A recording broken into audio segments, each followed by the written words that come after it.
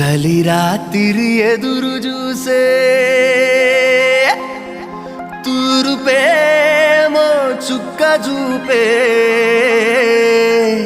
గొల్లలేమో పరుగునొచ్చే దూతలేమో పొగడవచ్చే